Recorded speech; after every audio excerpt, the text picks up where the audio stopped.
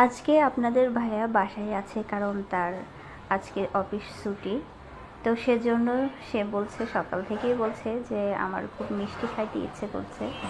তো বাসায় তো আমার এখানে তো ফ্রিজ নাই যে আমি মিষ্টি কিনে রাখবো, আসলে অনেক অসুবিধাই হয়। হয়তো অনেক কিছুই খেতে ইচ্ছে করে, সেটা আসলে হুটহাট করে তৈরি করা যায় না। তো যাই হোক, এরই মধ্যে আপনাদের ভাইয়া রেডি হয়ে গেছে, দেখুন। সে সিমাই রান্না করার জন্য প্রস্তুতি নিচ্ছে। আজকে নতুন আইটেমে সিমাই রান্না করতে গিয়ে দেখুন কি করে ফেলেছে সে। চিনিটা এতটাই জাল করে ফেলেছে যে একদম গুড়ের কালার হয়ে গেছে, লাল হয়ে গেছে।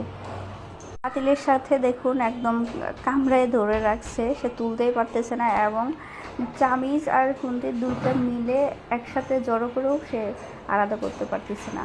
তো যাই হোক, অবশেষে সে এটা আলাদা করতে পারছে।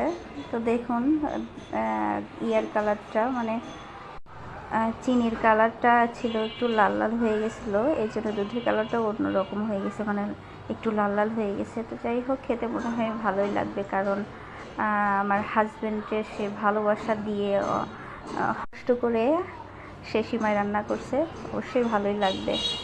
মাঝে মধ্যে আপনাদের ভাইয়া আমাকে একটু রান্নাতেও হেল্প করে। আসলে স্বামী স্ত্রী দুজনে মিলে কাজ করলে কাছেও মন বসে এবং ভালোও লাগে। তাতে তো স্বামী স্ত্রীর মতো কোনো মধুর সম্পর্ক আর কিছুই হয় না, আসলে এটাই ঠিক।